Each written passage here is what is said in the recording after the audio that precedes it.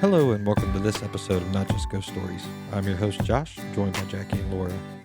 We are a small team of experienced paranormal investigators, and here we discuss different locations that we've investigated, along with a little history and the paranormal evidence that we found. Today we're going to be talking about a couple of urban legends. Hopefully we can get to both of them. That's what we're hoping on this episode, but we'll see. One is about Ramsey Cemetery, and that'll be the first one that we talk about. Now, there are some urban legends that go along with this. The ones that we have found about it is if you leave a penny on a gravestone, when you come back, it will be changed to a separate side. There's a black cloaked figure that with red eyes that's been seen around the cemetery. There are haunted caves in the area, which might be the home of some of the ghosts or figures that are around there. And then a young man that allegedly shot himself or hung himself somewhere in the chapel that was used on the property. Now, I will say that I wasn't able to be at either one of these, but you guys were in Illinois at the time, right? Yep, Yes. we were there for a vendor show. Yeah. So you guys have done it, and I'm just going to kind of sit back and ask questions because I'm interested too. But we do have a little bit of history on Ramsey Cemetery. Laura, would you like to read that for us? Yeah. So this one, as Josh said, is in Effingham. So Ramsey Cemetery was also known as Casbar. Is that correct, Jackie? Yes. You never know with pronunciation to me. The cemetery there does sit on a narrow, winding road through the forest. It is a pretty place to visit. It is surrounded by trees and cow pastures. Back in 1851, the burial of 29-year-old Alexander Ramsey was the first in that location. And within the next 3 years, 3 more Ramsey were buried, and then it became a community cemetery. It is a common spot for teenage parties, and because of the activity, the cemetery is patrolled. I will say that someone did drive up in a truck while we were there. They didn't get out, but I guess they seen that we, weren't doing anything disrespectful, just taking pictures in a graveyard. We looked like fine, upstanding young citizens. Yes, we were being respectable. There's also caves in that area that could possibly be part of it. As Josh said, we didn't get to visit any of the caves. I'm assuming they're on private property because we didn't see none of those like brown tourist attraction signs anywhere. In the 1960s, a young man drove out to Ramsey and was removing a shotgun from his car, walked into the small chapel that was there, shot and killed himself. A relative of the deceased did contact the author of the article and was able to confirm that event. There is only a small sign where the chapel used to stand. Let's see here. There was also several people spoke of seeing a large gray crawling humanoid figures on the road to Ramsey and at the cemetery itself. Since they have been seen in the cemetery surrounded by those caves, that's what they assume those are there locally. Now for us, I can imagine these creepy things crawling around because Jackie and I agreed that those woods were creepy. Well, and that was going to be my question. So driving to the cemetery, was it on like back road? It was a dirt road, which ends in the cemetery, and it's surrounded by like cornfields and farmland, cow pastures. So it's obviously the property's owned by somebody, and the road may not be a real road. Yeah, like down by their house, you drive through a gate. I mean, the gate like was open, and I think that was who even came up. The gentleman was working on a mower or something when we originally went in, so he seen us go in. Gotcha. So, I mean, when you actually did get there, was there an eerie feeling kind of driving up to it? I didn't think so, driving up to it, no. No, I think driving up to it, we were just discussing what the legend was. That Jackie was the one did the work, but we were discussing what those things were. And really, it was just kind of looking at how thick it is there. But as far as the road, you don't need 4-wheel drive, but I wouldn't say it's smooth either. Gotcha. And also, I want to say we do this during the day because of several things. Number one, if we're trespassing on private property, we don't want to do that. Number two, a lot of these places are patrolled because they're teenage hangouts. And number three, it's just not safe, even though there's two of us out in the woods alone in a place that we've never ever been.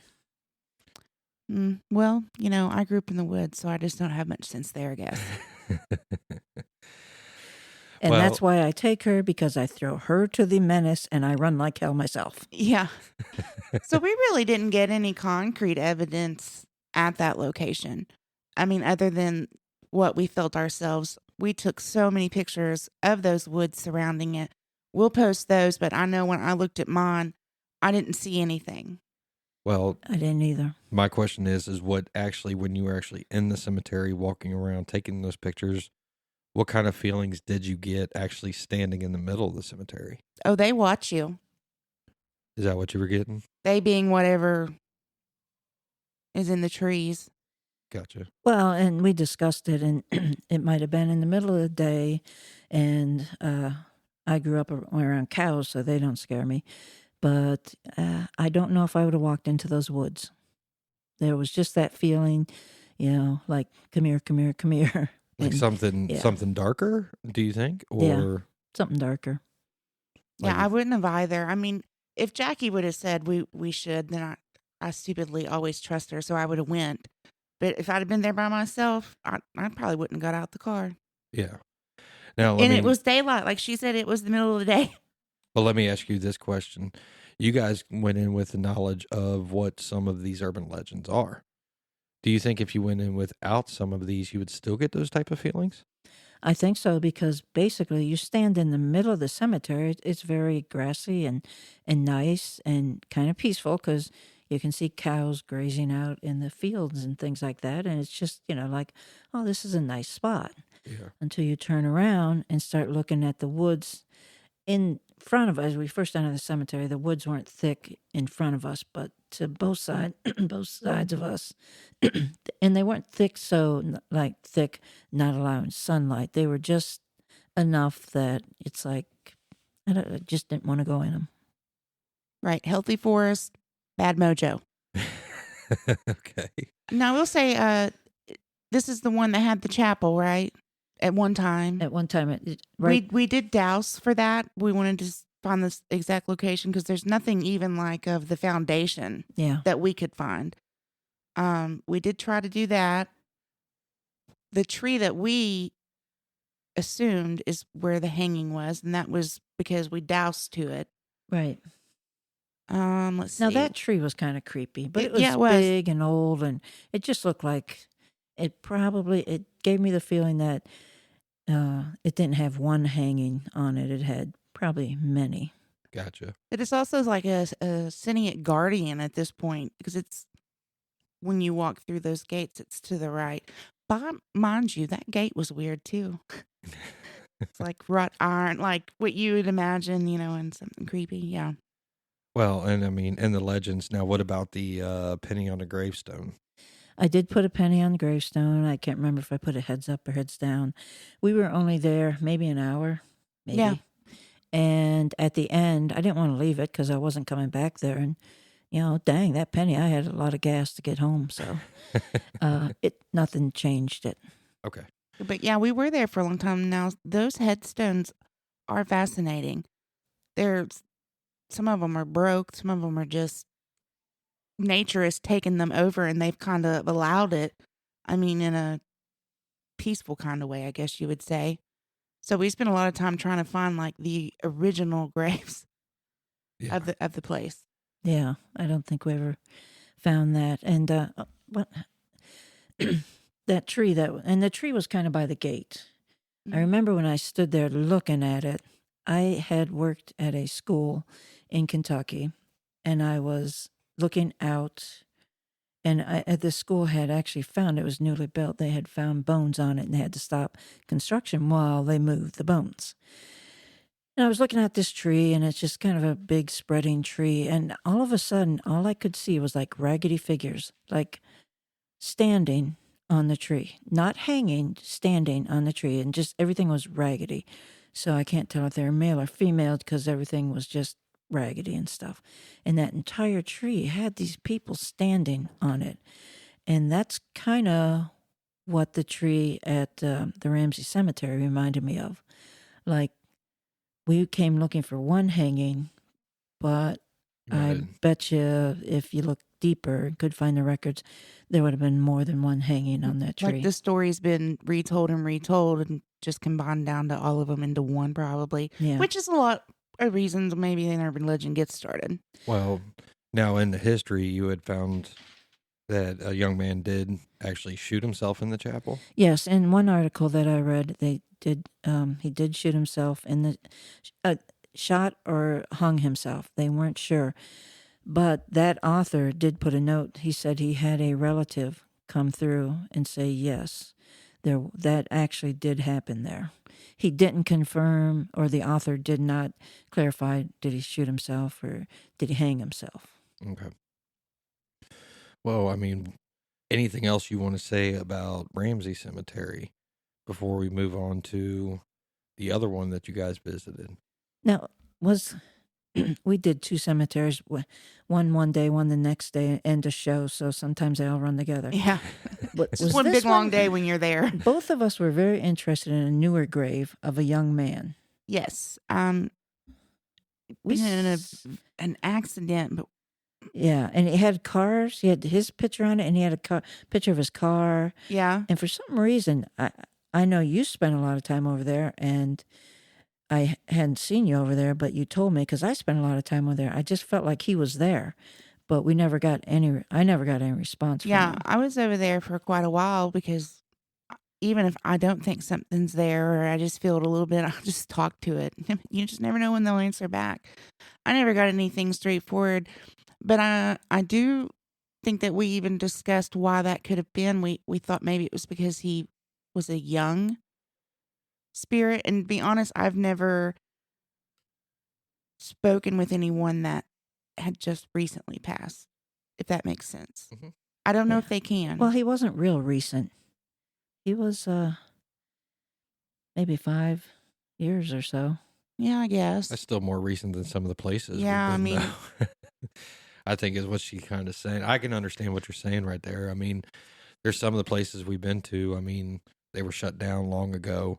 Yeah. Like when I say long ago, you're looking at maybe early 1990s. You know, some of those places were shut down. So that's even as late as you're going to get as far as stuff there. So 5 years, 6 years is pretty young for what she would probably see, you know, even some of the last places we've been to. It's also possible that he is there and he might know what's in the woods.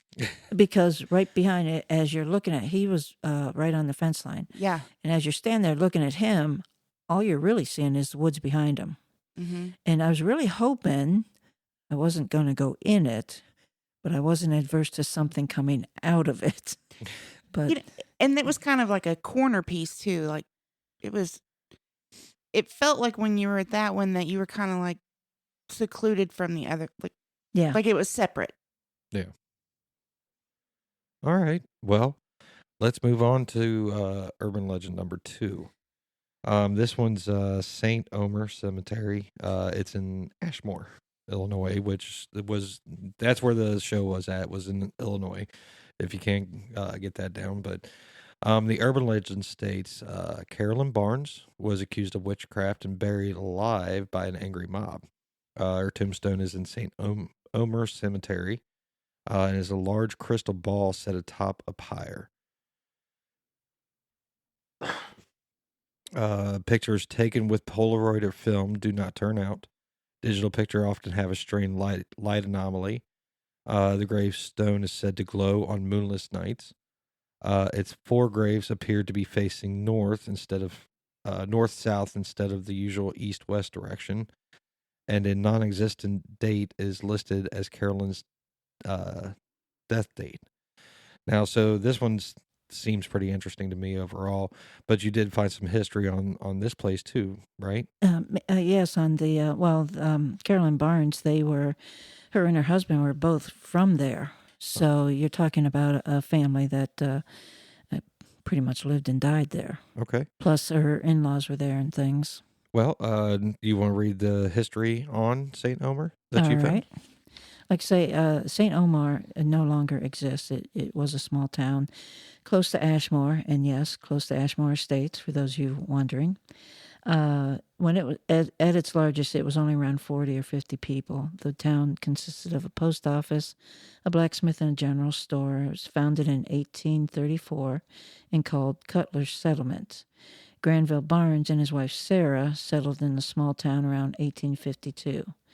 In 1854, the town was renamed St. Omar after a 7th century saint. Originally from Kentucky, Granville and Sarah's son Marcus was born in 1857. In 1870, Marcus married Carolyn Prather from nearby Edgar, and they settled in St. Omar. Together, they had 2 daughters. In December of 1881, Marcus died in a sawmill accident.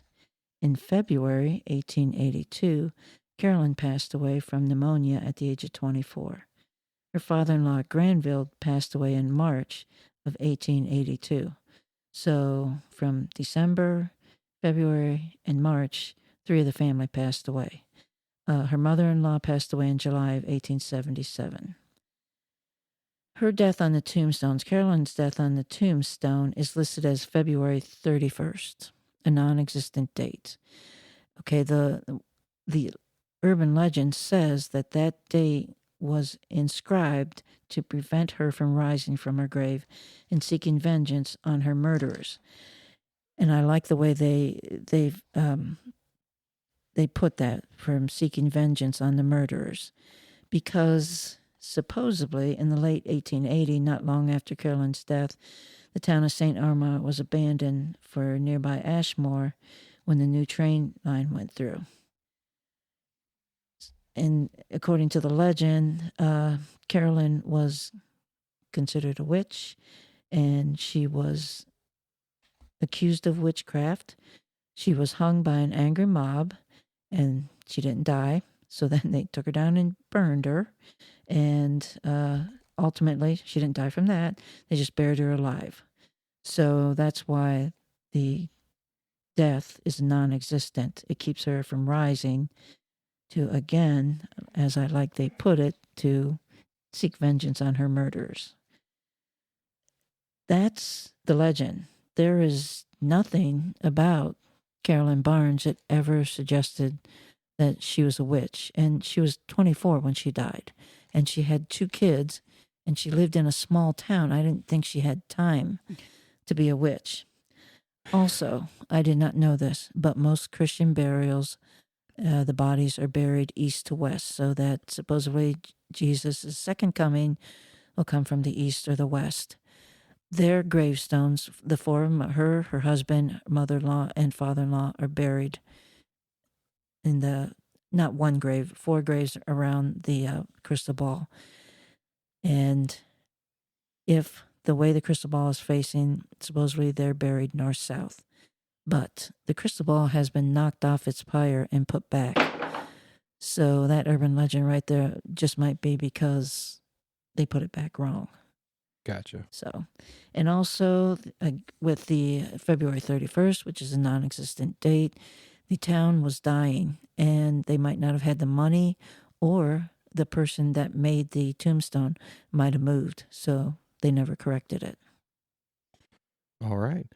So there is some stuff that goes around on this. Now, you guys went into the cemetery. I do remember when you came back, you guys said there's something weird about that place overall, right? There is, yeah. So what do you think's going on in there if it's not from Carolyn Barnes, who obviously died early and wasn't a witch? Where do you think the urban legend about her came from? You know, nobody's ever, in all the history that I delved into and stuff, nobody ever really said why.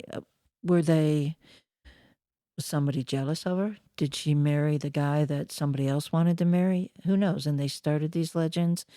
Was it just because her her headstone was a crystal ball on top of a pyre of wood, which is kind of odd. Yeah. Was it that? And who's to say it's a crystal ball? It was a round shape on top of a pyre. who knows what it's supposed to mean or something like that. So nobody ever really could find out why. Or maybe one day did she get mad and beat somebody to death and the family, we don't know. What about you, Laura? I mean, do you have any theories? I will say that if you want to call it a headstone, this was probably one of the coolest I've seen. It is pretty fascinating the detail that they've put into this, even the stand. I mean, it's not just a piece of wood. Yeah.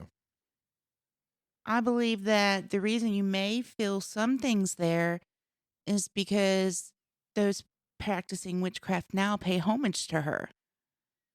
So that would constantly be bringing their energy. You know that they speak to her when they're there. That a constant opening of a bridge to one specific person. So I would assume that, and some people are very powerful. They may have that opening wide open when they're speaking to her. So who knows what comes and goes there, but that'd be my best theory on it. I mean, do you obviously when people hear an urban legend, they don't want to do the research to actually figure out where it came from or how it came to be, right? So you think people are just going there and doing just random stuff? I mean, is this place as patrolled as the other one? The things I'm speaking of are not done in disrespect. They're not No, done no. as, any sort of black ceremony. I mean, it's genuine people that are there, because they feel connected to her. Which I mean, I can understand. I'm not saying anything bad about that, but what I'm saying is as the urban legend continues to grow in time, people are just automatically saying that's history. That's what it needs to be. They're not doing the research as far as what actually happened. We have found this in almost every place.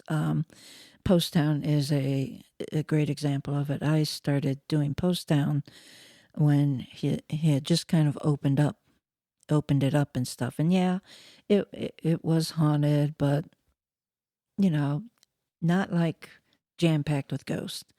But over the years, as people go there, and more people go there, and people are, I don't I don't know of a nice way to put it, but if I watch these shows and I see this group went there and they got scratched or they got this, they got that, somebody got touched, then I'm going to go there thinking that, well, I want to get touched too. So, That opens the doorway. yes, or as I go by a cobweb, because we're in the dark, we don't see the spiders till we get home, and it brushes me, do I go, somebody just touched me? And as we open doorways, we're basically calling more spirits in. Yeah. And a side note, if we're in those places where there's cobwebs, if we do say that, somebody turns on the bright side of the flashlight, because I have been known to run into a string hanging from a light and really thought that it felt like a finger, okay? All right. So the question is I know that obviously you guys felt stuff there. What kind of stuff do you think is there then? Well, as strange as it is, as Josh said, the digital cameras don't work. I have a digital camera, and it did work, but I took 2 pictures of the grave, and in both those graves, there's a light anatomy. In both those pictures, there's a light anatomy. I would say it had to be some reflection of the sun, but those are the 2 pictures I took of the grave, and both of them have a stream of light coming out from Now, I them. will say, I was there at the same time of day, standing shoulder to shoulder. My pictures don't show that. Yeah. I at no point had the anomaly. Now, in this graveyard, we didn't stay together the whole time, though. But for the most part, we stayed on the same end. But when you were talking to Josh about like how things grow, kids keep going and doing that. When we spoke about that, I almost forgot. There was a fish mask that someone had hung like on a tree limb right outside the fence line there. And it was creepy the first time, but then it was just hilarious. Yeah. So, and we didn't stay together because it was a small cemetery. I don't think we were ever out of sight of each other. No, it's just not that big. When we got there, we were the only people there. Then I did notice, and you didn't. So I glanced up and there was a person there, and he was at the uh, beginning of the cemetery. I was at the end and stuff. And I didn't think anything of it because they're not bothering us. Laura never saw him, so I can't really say that's paranormal, but there's a chance that Now, there was. is this a place where you took a picture? You sent it to me asking me, is this Laura? Yes, and then I was taking a picture, and I was taking a picture of a shot down of a whole bunch of graves. And It was like when I a got the picture, it's got a person walking away. At this point in time, I know we're the only two in the cemetery because you can see. But it didn't look like Laura. The hair was shorter and the clothes were different, but it's a blurry picture. So, yeah, I sent it to Josh and Laura, and they can't confirm that it was Laura either. Well, the thing is Laura, that was the day you guys were coming home. Yeah. So you had worn the same clothes.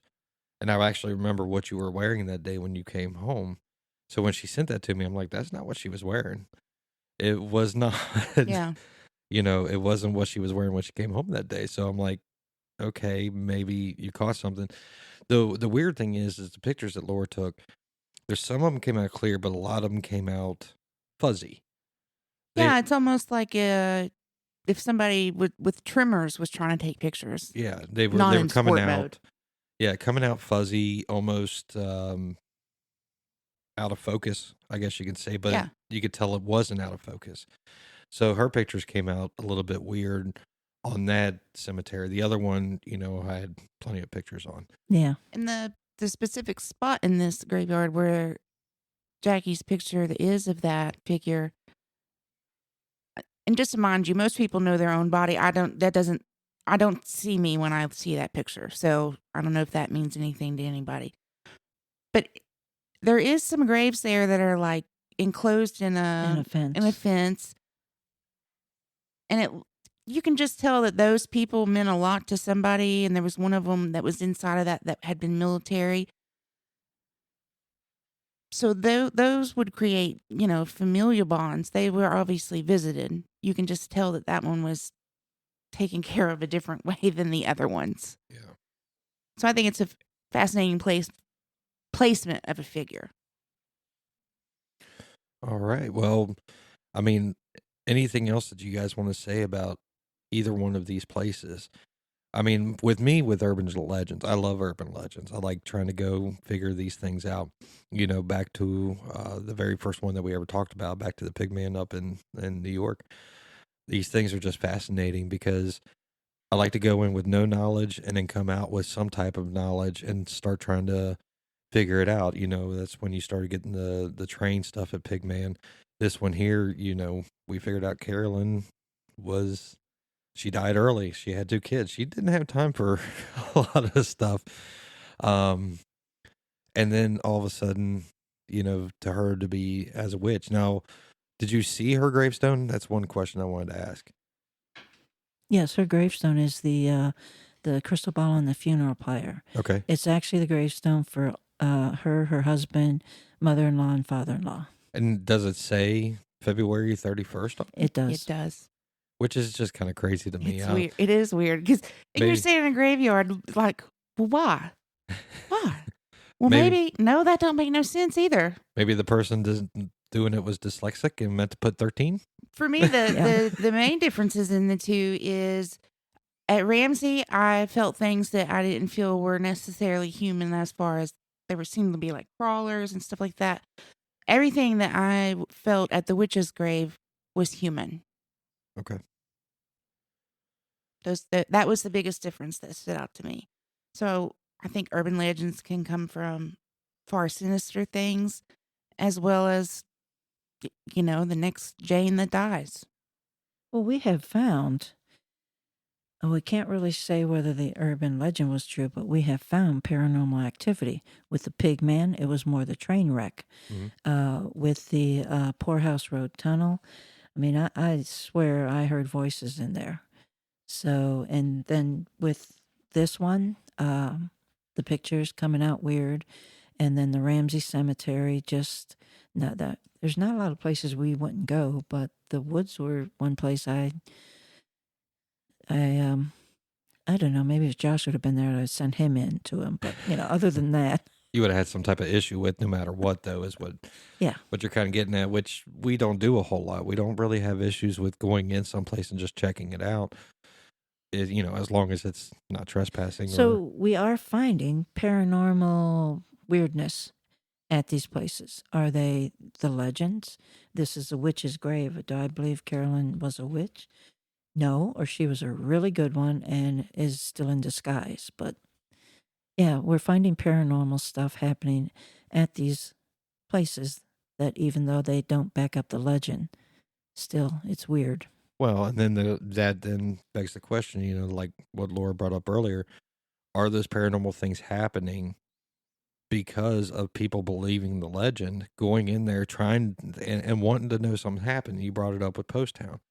So then it starts this ball rolling of things happening all the time.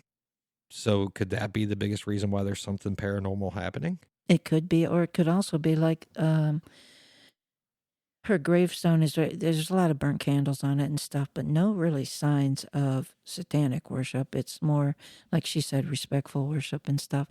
Those people come there and maybe they use that to perform other spells that have nothing to do with cursing or anything like that. And that magic is hanging around. Yeah, even when I spoke to her, I laid my hand on the sphere where her name was.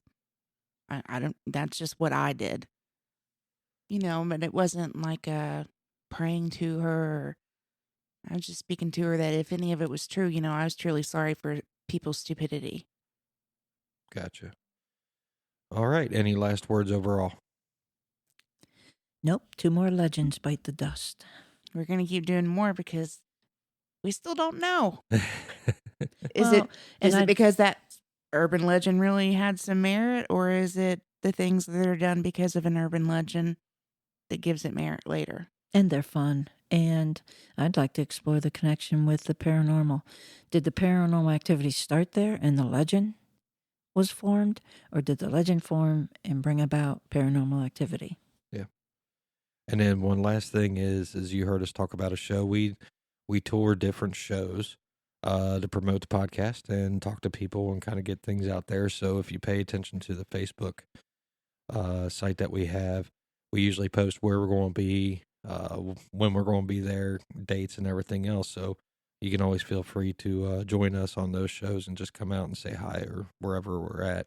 Oh, and check us out. We're really real people, not robots. Yep.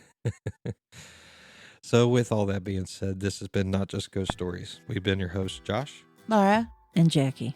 And until next time, you can find information and contact us on our website at Not Just Ghost Stories and see evidence that we've discussed on today on this podcast via Facebook at Not Just Ghost Stories. Thanks.